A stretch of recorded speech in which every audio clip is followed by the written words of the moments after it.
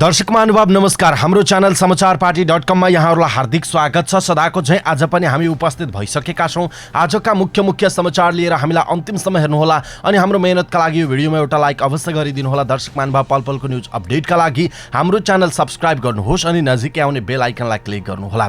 आउनुहोस् दर्शक महानुभाव आजका मुख्य समाचार सुरु गरौँ कोरोना अपडेटबाट। पछिल्लो 24 घण्टामा थप 426 जनामा कोरोना भाइरस संक्रमण पुष्टि भएको छ।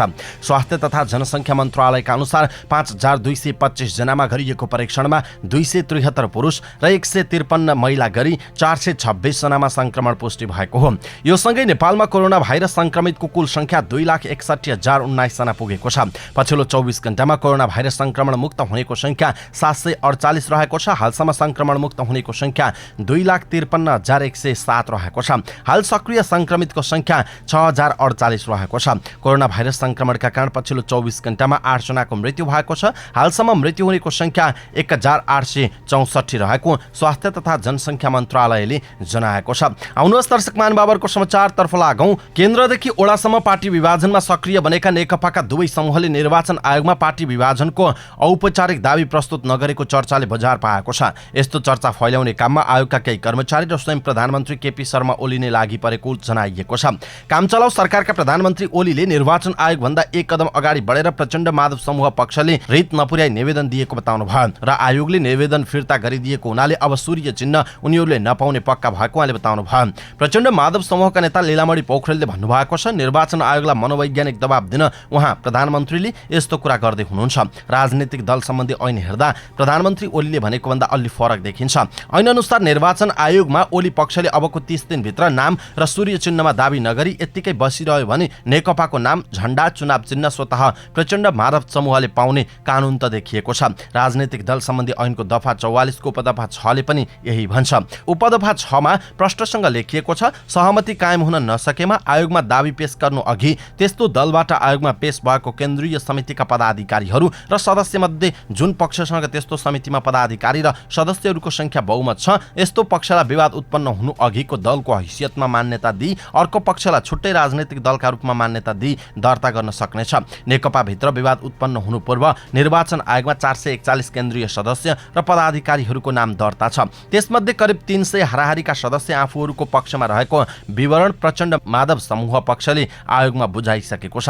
त्यसैले अब अल्पमतमा रहेको ओली पक्षले आयोगमा आफ्नो दाबी प्रस्तुत गरेन भने दफा 44(6) अनुसार पार्टीको नाम, झण्डा र चुनाव चिन्ह बहुमतका आधारमा स्वतः प्रचण्ड माधव पक्षले पाउने र ओली पक्षले अर्कै नाम र झण्डा पाउने ऐनको उपदफा 6 को प्रावधानले बताएको छ। आउनुहोस् दर्शक महानुभावहरूको समाचारतर्फ लागौं। संसद विघटन गरेर मध्यावधि निर्वाचन घोषणासँगै फुटेको सत्तारूढ नेपाल कम्युनिस्ट पार्टी नेकपाको दुवै समूहले आफू आधिकारिक भएको दाबी गरेका छन्। प्रचण्ड माधव समूहका प्रमुख नेताहरू निर्वाचन आयोग पुगेर बहुमत सदस्यको निर्णय मात्र जानकारी गराएनन्, आफूहरू नै आधिकारिक भएको दाबी गरे। ओली समूहले पनि आफ्नो पक्षको केन्द्रीय कमिटी बैठक राख्यो र 1179 सदस्यीय कमिटी बनाउने निर्णय गरेर आयोगमा पठायो। यो सँगै निर्वाचन आयोगले नेकपाको आधिकारिकता विवादको मुद्दा सुरु भएको बताएको थियो। यो मुद्दामा निर्णय दिन 90 दिनसम्म लाग्ने आयोगका पदाधिकारीहरूले बताएका छन्। तर प्रधानमन्त्री समेत रहनुभएका केपी शर्मा ओलीले आफ्नो समूह आधिकारिक भएको दाबी गर्दै प्रचण्ड माधव समूहले दिएको निवेदन नै खारेज भएको दाबी गर्नुभएको छ।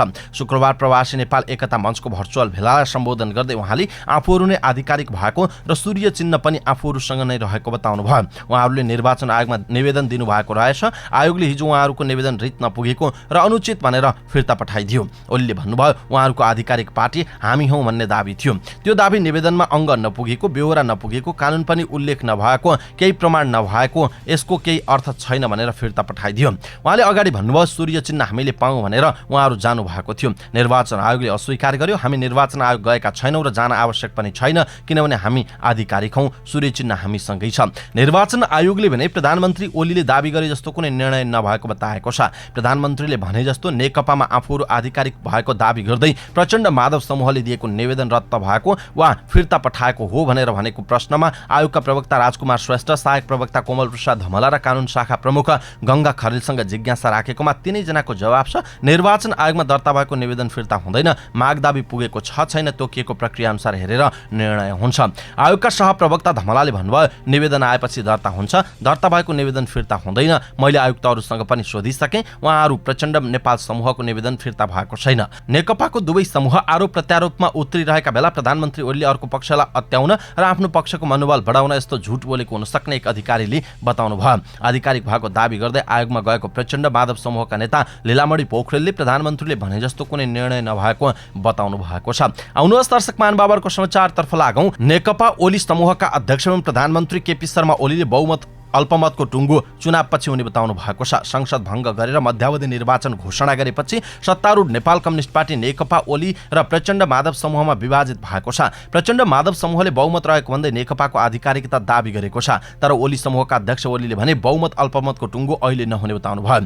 प्रवासी नेपाली एकता मञ्चको भर्चुअल भेलालाई सम्बोधन गर्दै उहाँले भन्नुभयो उहाँहरू बहुमत छ भनेर सडकमा कराइरहनु भएको छ। बहुमत अल्पमतको टुङ्गो अहिले हुन्न, चुनावपछि हुन्छ। चुनावपछि बहुमत को हो, अल्पमत को हो, प्रमुख पार्टी को हो, तपाईँ हामीले देख्नेछौँ। प्रचण्ड माधव समूहसँग बहुमत भएको भए उनीहरू संसदीय अभ्यास अनुसार र पार्टीको बैठकमा आउने उहाँको दावी छ। ओलीले प्रचण्ड माधव समूहले 2 अध्यक्ष घोषणा गरेकोमा समेत व्यङ्ग्य गर्नुभयो। आफै पार्टीको नवौं महाधिवेशनबाट छानिएको नेता भएको र 2 पार्टी मिल्दा दुवैको सम्मान होस् भनेर 2 अध्यक्षको व्यवस्था गरेको भन्दै उहाँले भन्नुभयो पद लोलुपताको पनि हद हुन्छ। कुन मञ्चबाट, कुन महाधिवेशनबाट पार्टीमा देखिएको समस्याको सकारात्मक निकास निकालौँ भनेर आफूले धेरै कहाँ थापेको तर केही नेता अलग भएको उहाँले बताउनु भयो। पार्टी फुटेको नभई केही नेता अलग भएर सडकमा गएको र ठूला नेता हुँ भन्नेहरूबाट तमासा देखाउने काम भएको ओलीले बताउनु भएको छ। आउनुहोस् दर्शक महानुभावहरूको समाचारतर्फ लागौं। राष्ट्रिय प्रजातन्त्र पार्टी राप्रपाका अध्यक्ष कमल थापाले सर्वपक्षीय सम्मेलन मार्फत हिन्दू राष्ट्र र राजसंस्था पुनर्स्थापित गर्न माग गर्नु भएको छ। नभए सडकबाट नै आफ्ना मान्यता स्थापित गर्ने उहाँको चेतावनी छ। शुक्रबार काठमाडौँमा विरोध प्रदर्शनपछि आयोजित कार्यक्रममा सम्बोधन गर्दै राप्रपा अध्यक्ष थापाले हिन्दू राष्ट्र र राजसंस्थाको पुनर्स्थापना अब राप्रपाको एक मात्र एजेन्डा भएको बताउनु भएको छ। उहाँले भन्नुभयो हिजो कठिन घडीमा राप्रपाले बोकेर हिँड्यो होला, अब आम नेपालीको एजेन्डा बनिसकेको छ। कसैले चाहे पनि नचाहे पनि घर घरमा बहस हुन थालेको छ। थापाले यदि हिन्दू राष्ट्र र राजसंस्थालाई पुनर्स्थापित गर्ने र संहितालाई पुनरावलोकन नगर्ने हो भने सडकबाटै आफ्ना मान्यता स्थापित गर्ने बताउनु भयो। सिंहदरबार र शीतल निवासका शासकहरूलाई सार्वजनिक आह्वान भन्दै राप्रपा अध्यक्ष थापाले भन्नुभयो हामी यो देश बचाउन, प्रजातन्त्र र राष्ट्रियतालाई बलियो बनाउन र आर्थिक समृद्धिका निमित्त आवश्यक पर्यो भने मर्न र मार्न पनि तयार भएर सडकमा आएका छौं, टाउकोमा कफन बाँधेर आएका छौं। संसद भङ्ग भएपछि संवैधानिक जटिलता सिर्जना भएको भन्दै उहाँले राजनीतिक दलहरूले जिम्मेवारीपूर्ण काम नगर्ने हो भने परिस्थिति नियन्त्रण बाहिर जान सक्ने बताउनु भयो। राजसंस्था नहुँदा देश अभिभावकविहीन भएको विदेशीको चलखेल तीव्र रूपमा बढेको थापाले बताउनु भयो। केही दिन अगाडि मात्र नेकपाको घर झगडा मिलाउन उत्तरतिरबाट हवाईजहाज चार्टर गरेर केही मानिसहरू आएको भन्दै पूर्व परराष्ट्र मन्त्री थापाले भन्नुभयो कहिले दक्षिणबाट कहिले उत्तरबाट नेपालको राष्ट्रिय स्वाभिमान, सार्वभौमिकता र नेपाली जनताको निर्णयकत्वमाथि प्रहार गर्ने काम भइरहेको छ उहाँले भन्नुभएको छ।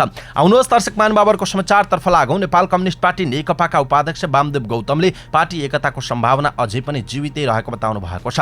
राष्ट्रिय सभा सदस्य समेत रहनुभएका उपाध्यक्ष गौतमले शुक्रबार राष्ट्रिय सभा बैठकपछि सञ्चारकर्मीहरूको प्रश्नको जवाफ दिँदै नेकपा फुटि नसकेको र अझै पनि पार्टी एकता जोगाउने सम्भावना जीवितै रहेको बताउनु भयो। प्रतिनिधि सभा विघटनको मुद्दा सर्वोच्च अदालतमा विचाराधीन रहेको र सर्वोच्चको फैसला अघि वा पछि पनि एकताको सम्भावना जीवित रहने उहाँको भनाइ छ। उपाध्यक्ष गौतमले संगठित रूपमै एकता अभियान अगाडि बढाउने बताउनु भयो। उपाध्यक्ष गौतमले आफू अन्तिम विकल्प हुँदासम्म पार्टीलाई एकताबद्ध बनाउन लाग्ने बताउनु भयो। उहाँले एकताको पक्षमा सबै रहेको भन्दै देशभरबाट एकता अभियानको पक्षमा 10,000 नेता कार्यकर्ता आफूसँग रहेको दावी समेत गर्नु भएको छ। आउनुहोस् दर्शक महानुभावहरूको समाचारतर्फ लागौं। सरकारले राहदानीमा राख्ने विभिन्न तस्बिरलाई स्वीकृति दिएको छ।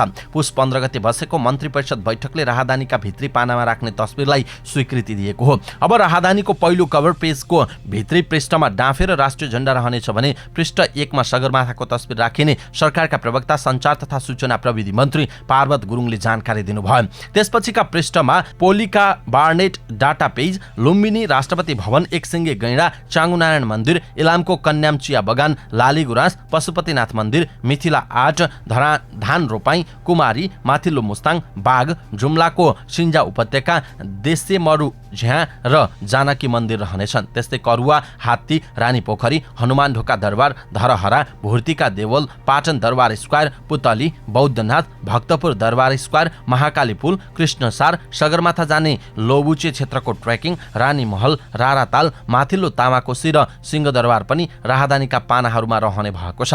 राहदानीको अन्तिम पृष्ठको भित्री पृष्ठमा भने डाँफी र नेपालको राष्ट्रिय झण्डा रहने जनाइएको छ।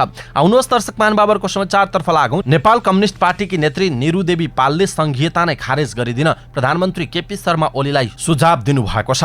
संघीयता खर्चिलो भयो र प्रदेशको त झन कामै देखिएन, त्यसकारण बरु स्थानीय तहलाई थप बलियो बनाऊ र संघीयता खारेज गरिदिने आँट प्रधानमन्त्री ओलीले गर्नुपर्छ, पालले भन्नुभयो। पालले बिहिबार सामाजिक सञ्जाल फेसबुक मार्फत पनि प्रधानमन्त्रीले संघीयता खारेज गर्नुपर्ने र प्रतिनिधि सभाको सिट संख्या 105 मा झार्नुपर्ने बताउनुभयो। संघीयता खारेज गरेर प्रत्यक्ष निर्वाचित कार्यकारी प्रधानमन्त्री, संसदको सिट संख्या 105 र केन्द्रको मन्त्री परिषद बढीमा 15 सदस्य बनाउँदा राज्यलाई आर्थिक भार निकै घट्ने नेत्री पालले बताउनुभयो। विघटित प्रतिनिधि सभाको महिला तथा सामाजिक समितिकी सदस्य समेत रहनुभएकी पाल हाल नेकपा ओली समूहमा हुनुहुन्छ। संघीयता नै खारेज गर्नुपर्छ भनेर आफूले पहिलो पटक नभनेको पनि उहाँको प्रष्टीकरण छ।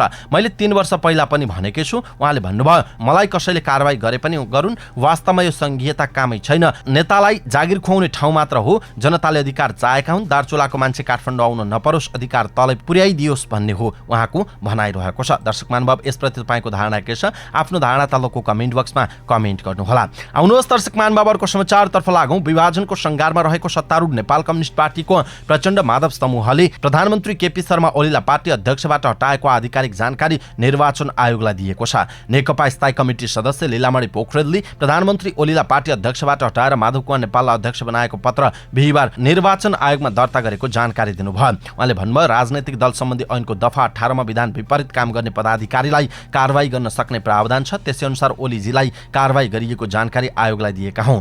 पुसको 7 मा बबरमहलमा बसेको नेकपा प्रचण्ड माधव समूहको केन्द्रीय समिति बैठकले ओलीलाई अनुशासनको कारबाही गर्ने निर्णय गरेको थियो। 441 मध्ये 315 जना केन्द्रीय सदस्यको उपस्थितिमा बसेको बैठकले ओलीलाई कारबाही गरेको जानकारी आयोगलाई दिएको पोखरेलको भनाइ छ। ओली पक्षले भने बबरमहल बैठकलाई गुटको भेला भएको बताउने गरेको छ। निर्वाचन आयोगमा दर्ता भएका 441 मध्ये मृतक, संवैधानिक पद र राजदूत बनेका बाहेकको अध्यावधिक विवरण बुझाएको पोखरेलको भनाइ छ। प्रचण्ड माधव समूहले पार्टीको वैधानिक सम्बन्धी आवश्यक छलफल गर्न पोखरेल, राजेन्द्र पाण्डे, मुक्ति प्रधान, कृष्ण भक्त पोखरेल, टीकाराम भट्टराई, गोविन्द बन्दी र खिमलाल देवकोटालाई जिम्मेवारी दिएको पत्र पनि निर्वाचन आयोगमा पुगेको छ। आउनुहोस् दर्शक महानुभावहरूको समाचारतर्फ लागौं। वैदेशिक रोजगार विभागले शुक्रबारदेखि अनलाइन माध्यमबाट पुनः श्रम स्वीकृति दिन सुरु गरेको छ। श्रम स्वीकृति लिनका लागि श्रम कार्यालय जानै पर्ने बाध्यताबाट सेवाग्राहीलाई मुक्ति दिन भन्दै विभागले अनलाइनबाट नै श्रम स्वीकृति दिन सुरु गरेको हो। शुक्रबार पहिलो दिन भएका कारण अनलाइन माध्यमबाट पुनः श्रम स्वीकृति लिनेको चाप देखिएन। पुनः श्रम स्वीकृति लिन चाहने व्यक्तिले म्यादी जीवन बीमा र कल्याणकारी कोषको रकम भुक्तानी गरी अनलाइन मार्फत आवेदन दिन सक्ने जनाइएको छ। अनलाइनबाट पुनः श्रम स्वीकृति लिनु अघि तपाईले 7 थरी कागजात संकलन गर्नुपर्ने देखिएको छ। विवरण भर्दा आफूले प्रयोग गर्ने इमेल ठेगाना र मोबाइल नम्बर पनि आफूले भर्नुपर्छ, किनकि त्यहाँ आवश्यक सूचना प्राप्त हुनेछन्। त्यसो त तपाईलाई चाहिने कागजपत्र के हुन् त? पासपोर्ट साइजको फोटो स्क्यान कपी एउटा, त्यस्तै गरी राहदानीको पेज 2, 3 र 31 को स्क्यान कपी, भिजाको स्क्यान कपी, पुरानो भिजा भए सो राहदानी र हालको भिजा दुवैको स्क्यान कपी, अध्यागमन कार्यालयले राहदानीमा लगाएको डिपार्चर र अराइभल स्ट्याम्प भएको राहदानीको पानाको स्क्यान कपी, यसअघि श्रम स्वीकृति पाएको भन्दा फरक रोजगारदाताकोमा काम गर्न जाने कामदारको लागि रोजगारदाताले उपलब्ध गराएको जब अफर लेटर वा सम्झौता पत्रको स्क्यान कपी, रोजगारदाता मुलुक स्थित नेपाली दूतावास वा नियोगको प्रमाणीकरण पत्र आवश्यक पर्ने भनी तोकिएको अवस्थामा सोको स्क्यान कपी र अन्य कुनै प्रमाण कागजातहरू भए ती सबै स्क्यान गरेर तयारी अवस्थामा राख्नुपर्नेछ। यी कागजात संकलन गरेपछि अब तपाईले अनलाइनमा फारम भर्न सुरु गर्न सक्नुहुनेछ। सुरुमा तपाईले www.dofe.gov.np मा जानुपर्नेछ। त्यसपछि त्यसमा गई लगइन गरी श्रम स्वीकृतिमा क्लिक गर्नुहोस्, अथवा तपाईले सिधै www.femis.dofe.gov.np मा गएर पनि लगइन गर्न सक्नुहुनेछ। तपाईले यसअघि श्रम स्वीकृति लिनु भएको छ भने पासवर्ड तपाईसँगै सुरक्षित हुनेछ। तपाईले सो युजर नेम र पासवर्ड प्रयोग गरी साइन इन गर्न सक्नुहुनेछ। त्यो युजर नेम र पासवर्ड प्रयोग गरी अर्को पटक श्रम स्वीकृति लिन, श्रम स्वीकृतिको अवस्था थाहा पाउन, वैदेशिक रोजगार विभागमा कुनै उजुरी वा गुनासो गर्न र वैदेशिक रोजगार सम्बन्धी विवरणहरू हेर्नका लागि आवश्यक पर्ने भएकाले तपाईले यो सुरक्षित राख्नु पर्नेछ। त्यस्तै तपाईले स्टेप 1 का सबै प्रक्रियाहरू पूरा गरिसकेपछि तपाईको व्यक्तिगत विवरण सहितको प्रोफाइल खुल्नेछ। प्रोफाइल पेजमा रहेको तपाईको व्यक्तिगत विवरण अद्यावधिक गर्नुपर्ने भएमा प्रोफाइल मेनुमा क्लिक गरेपछि देखा पर्ने एडिट अप्सनमा क्लिक गरी अद्यावधिक गर्न सक्नुहुनेछ। प्रोफाइल पेजमा स्टार चिन्ह भएकाहरू सबै अनिवार्य भर्नुपर्नेछ। यसअघि पुरानो पासपोर्टबाट श्रम स्वीकृति पाएको तर अहिले नयाँ पासपोर्टबाट श्रम स्वीकृति लिनुपर्ने भएमा न्यू पासपोर्ट इन्फोमा गएर नयाँ पासपोर्टको विवरण भरेर सो पासपोर्टको 2, 3 र 31 पेजको स्क्यान कपी अपलोड गर्नुपर्छ। त्यसपछि तपाईँले विवरण सबमिटमा बटनमा थिचेर सेभ गर्नुपर्ने हुन्छ। तपाईँले भरेको विवरण ठिक छ कि छैन हेरेर यकिन गरी सच्याउनु पर्ने भएमा प्रोफाइल मेनुको एडिट बटनमा क्लिक गरी सच्याउन सक्नुहुनेछ। अर्को प्रक्रिया सुरु भइसकेपछि भने सच्याउन मिल्दैन। स्टेप 2 पछि स्टेप 3 मा तपाईले पुनः श्रम स्वीकृति माग गर्न रि-इन्ट्री मेनुमा भएको इम्प्लोइमेन्ट डिटेल्समा क्लिक गर्ने र यसो गर्दा देखिएको एड न्यू बटनमा क्लिक गरी माग गरिएको विवरण भर्ने र माग गरिएका कागजातहरूको स्क्यान कपी समेत अपलोड गरेर सबमिट गर्नुपर्नेछ। त्यस्तै गरी स्टेप नम्बर 4 मा स्वीकृति प्राप्त बीमा कम्पनीमा गई बीमा गर्नुहोस् र अनलाइनमा अपलोड भएको वा नभएको यकिन गर्नुहोस्। वैदेशिक रोजगार प्रवर्धन बोर्डबाट वैदेशिक रोजगार कल्याणकारी कोषको रकम जम्मा गर्न अनुमति पाएको कुनै बैंकमा गएर कल्याणकारी कोषको खातामा 2 वर्षदेखि 3 वर्ष अवधि भए 1500 रुपैयाँ र 3 वर्षभन्दा बढी समय भए 2500 रुपैयाँ रकम जम्मा गर्नुपर्ने हुन्छ। बैंकले रकम जम्मा भएको विवरण अनलाइनबाट नै पठाइदिन्छ। बीमा गर्न र कल्याणकारी कोषको रकम जम्मा गर्न मान्यता प्राप्त भुक्तानी सेवा प्रदायक संस्थाबाट समेत गर्न सकिनेछ। त्यस्तै गरी स्टेप नम्बर 5 मा रि-इन्ट्री मेनुमा भएको इन्डिभिजुअल रि-इन्ट्री रिक्वेस्टमा क्लिक गरी इन्स्योरेन्स र क्याश डिपोजिटमा ठिक चिन्ह लागेको भएमा दाहिने कुनामा भएको एक्सन आइकन क्लिक गरी रिक्वेस्ट बटनमा क्लिक गर्नुहोस्। त्यसपछि आउने उपलब्ध शाखा र सो शाखाले उपलब्ध गराएको दिनको टोकन मिति छनौट गर्नुहोस्। हालका लागि अनलाइन श्रम स्वीकृतिका लागि अनलाइन ब्रान्च छान्न सक्नुहुनेछ। माथिका सबै स्टेपहरू पूरा भएपछि अनलाइन मार्फत श्रम स्वीकृतिका लागि तपाईको आवेदन पेश हुन्छ। श्रम स्वीकृतिको निस्सा प्रिन्ट गर्नका लागि आवश्यक भएमा प्रिन्ट गर्न सकिनेछ। विभागले पहिले आएको आवेदनलाई पहिलो नम्बरमा स्वतः मिलेर बस्ने व्यवस्था मिलाएको छ। स्वीकृति प्रदान भएपछि वा कुनै कारणले आवेदन अस्वीकृत गर्नुपर्ने भएमा कारणसहित फारम भर्दा उल्लेख गरेको मोबाइल नम्बर र इमेलमा सूचना आउने गर्दछ। विभागले अहिले पुनः श्रम स्वीकृति मात्रै अनलाइनबाट लिन सकिने व्यवस्था सुरु गरेको छ। तर आगामी माघको 1 गतेदेखि भने सबै प्रकारका श्रम स्वीकृति अनलाइनबाट नै लिन सकिने विभागका महानिर्देशक कुमार दाहालले जानकारी दिनुभएको छ। उहाँका अनुसार यसका लागि विभागले आन्तरिक कामहरू गरिसकेको छ। यो सेवा लागू भएसँगै पुनः श्रम स्वीकृति लिनका लागि विभागको कार्यालय धाउनुपर्ने बाध्यता अन्त्य हुने पनि उहाँले बताउनुभयो। एकपटक विभागबाट आइडी लिएका, फिङ्गरप्रिन्ट गराएका, बायोमेट्रिक लिइसकेका व्यक्तिहरूलाई पुरानै विवरणको आधारमा श्रम स्वीकृति दिने व्यवस्था मिलाइएपछि अनलाइनबाट आवेदन दिएर निशुल्क सेवा लिन सकिने व्यवस्था गरिएको दाहालले बताउनुभयो। नयाँ श्रम स्वीकृतिका लागि विभागले मेन पावर, मेडिकल र ओरिएन्टेसन संस्थाहरूबाट बायोमेट्रिक विवरण तानेर अनलाइनबाट श्रम स्वीकृति दिने व्यवस्था गर्ने विषयमा छलफल गरिरहेको समेत दाहालले बताउनुभयो। अनलाइनबाट पुनः श्रम स्वीकृति लिने व्यवस्था सुरु भएकाले अब विदेशमा बसेका नेपालीहरूलाई श्रम स्वीकृति लिन नेपाल आउनुपर्ने बाध्यता हट्ने पनि दाहालले बताउनुभयो। आउनुहोस् दर्शक महानुभावहरूको समाचारतर्फ लागौं। सामाजिक सञ्जाल इन्स्टाग्राम र व्हाट्सएपको माध्यमबाट साथी बनाएर 13,39,000 रुपैयाँ ठगी गरेको आरोपमा प्रहरीले 2 जनालाई पक्राउ गरेको छ। पक्राउ पर्नेमा रूपन्देही मर्चबारी गाउँपालिका 4 बस्ने 29 वर्षीय धर्मेन्द्र उपाध्याय र सोही ठाउँ बस्ने 45 वर्षीय अनन्त कुमार उपाध्याय रहेका छन्। उनीहरूले इन्स्टाग्राम र व्हाट्सएपमा फेक आइडी मार्फत सम्पर्क गरी आफूलाई नेदरल्यान्डको नागरिक र केमिकल इन्जिनियर हुँ भन्दै आइफोन 11 मोबाइल, ल्यापटप र गोल्ड लगायत बहुमूल्य सामान उपहार पठाउने प्रलोभन देखाएर ठगी गरेको पाइएको प्रहरीले जनाएको छ। अनुसन्धानको क्रममा उक्त उपहार पठाउनका लागि भन्सार बापत रकम तिर्नुपर्ने भन्दै पीडितलाई विभिन्न बैंकहरूको खाता नम्बरमा पटक पटक गरी उक्त रकम जम्मा गर्न लगाएर ठगी गरेको पाइएको प्रहरीले जनाएको छ। महानगरीय अपराध महाशाखाबाट खटिएको प्रहरी टोलीले जिल्ला प्रहरी कार्यालय रूपन्देहीको सहयोगमा रूपन्देहीमा लुकीछिपी बसेको अवस्थामा उनीहरूलाई बुधबार पक्राउ गरेको हो। उनीहरूलाई ठगी मुद्दामा आवश्यक कारबाहीका लागि महानगरीय प्रहरी परिसर काठमाडौँ पठाइएको उक्त महाशाखाले जनाएको छ। आउनुहोस् दर्शक महानुभावहरूको समाचारतर्फ लागौं। कैलालीको भजनी नगरपालिका 3 स्थित कन्द्रा नदीमा पुल निर्माण सुरु भएको 9 वर्ष बितिसकेको छ। 9 वर्षसम्म पुलको 60% मात्र निर्माण सम्पन्न भएको निर्माण कम्पनीले जनाएको छ। हुलाकी राजमार्ग अन्तर्गत बन्न लागेको पुल निर्माण विक्रमसम्म 2068 बाट सुरु भएको हो। पुल निर्माण सम्पन्न नभएपछि त्यहाँका नागरिकको पुलबाट आवत जावत गर्ने सपना अधुरै रहेको छ। पुल 2.5 वर्षमा निर्माण सम्पन्न गर्ने गरी बेरुवा लामा साल्पा शेर्पा कम्पनीले ठेक्का लिएको, तर 9 वर्ष बित्दा समेत पुल बन्न सकेको छैन। 4 स्पान र 5 पिल्लर भएको पुलको 9 वर्ष बित्दा समेत एउटा स्पान र 4 पिल्लर मात्र निर्माण भएको जनाइएको छ। निर्माण सुरु भएको लामो समयसम्म पनि पुल नबन्दा त्यहाँका नागरिकलाई आवत जावत गर्न निकै समस्या भइरहेको भजनी नगरपालिका 3 का सीताराम चौधरीको भनाइरहेको छ। आउनुहोस् दर्शक महानुभावहरूको समाचारतर्फ लागौं। अख्तियार दुरुपयोग अनुसन्धान आयोगले सुनसरीमा कार्यरत एकजना प्रहरी हवलदारलाई घुस लिएको आरोपमा पक्राउ गरेको छ। पक्राउ पर्नेमा इलाका प्रहरी कार्यालय हरिनगर र सुनसरीमा कार्यरत प्रहरी हवलदार भोला यादव रहेका छन्। भारतबाट घरायसी सामान ल्याउन सहजीकरण गरिदिए बापत सेवाग्राहीसँग 6,000 रुपैयाँ घुस लिएको आरोपमा उनी पक्राउ परेका हुन्। हुन्। अख्तियारका प्रवक्ता तारानाथ अधिकारीका अनुसार सेवाग्राहीसँग लिएको उक्त घुस रकम राख्ने हरिनगर गाउँपालिका 4 का स्थानीय होटल व्यवसायी विनोद शाहलाई पनि पक्राउ गरिएको छ। विशेष सूचनाको आधारमा अख्तियार दुरुपयोग अनुसन्धान आयोगको कार्यालय इटहरीबाट खटिएको टोलीले दुवैजनालाई हरिनगर बजारबाट नियन्त्रणमा लिएर थप अनुसन्धान अगाडि बढाइएको अधिकारीले बताउनुभयो। अवस्था दर्शक महानुभाव, आजका मुख्य समाचार यति नै। हामीले प्रस्तुत गरेका मुख्य समाचारहरूप्रति तपाईको धारणा के छ? आफ्नो धारणा तलको कमेन्ट बक्समा कमेन्ट गर्नुहोला। पलपलको न्यूज अपडेटका लागि हाम्रो च्यानल सब्स्क्राइब गर्नुहोस् अनि नजिकै आउने बेल आइकनलाई क्लिक गर्नुहोला। दर्शक महानुभाव, हाम्रो मेहनतका लागि यो भिडियोमा एउटा सानो लाइक अवश्य गरिदिनुहोला। पलपलको न्यूज अपडेटका साथ फेरि हाम्रो भेट हुनेछ। तपाईं समाचारपाटी.com हेर्दै गर्नुहोस्। नमस्कार, शुभ दिन।